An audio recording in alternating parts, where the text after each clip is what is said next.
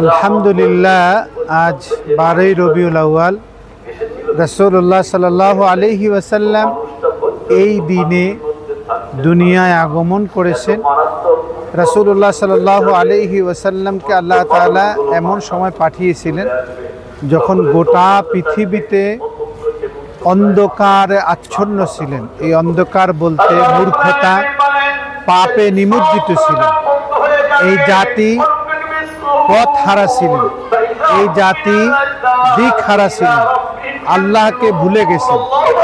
এমনই অবস্থায় যেটাকে বলা হয় জাহিলিয়াতের যুগ, সেই সময় রাসূলুল্লাহ সাল্লাল্লাহু আলাইহি ওয়াসাল্লামকে আল্লাহ তাআলা এই দিনে প্রেরণ করেছেন। অতঃপর রাসূলুল্লাহ সাল্লাল্লাহু আলাইহি ওয়াসাল্লাম শান্তির বাণী নিয়ে এসে মানুষকে হেদায়েতের পথে ডাকলেন, আল্লাহর সাথে সম্পর্ক জুড়ে দিলেন। যেই রাসূলুল্লাহ সাল্লাল্লাহু আলাইহি ওয়াসাল্লামকে সৃষ্টি না করলে গোটা জগৎ সৃষ্টি হতো না। আল্লাহর পরে যার সম্মান, তিনি আল্লাহ তাআলা দয়া করে এই দিনে আমাদের মাঝে আল্লাহ তাআলা তাকে পাঠিয়েছেন।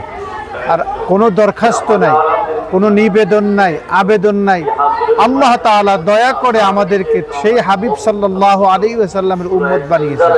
অতএব আজকের দিনে আমরা ঈদ বলতে আমরা আল্লাহর তাআলার শুকরিয়া আদায় করি, নিজেকে ধন্য মনে করি, নিজের অন্তরকে ধন্য মনে করি যে আল্লাহ তাআলা দয়া করে এই দিনে তার হাবিবকে পাঠিয়েছেন, আমাদের নাজাতের জন্য তার হাবিবকে ওসিলা বানাইছে।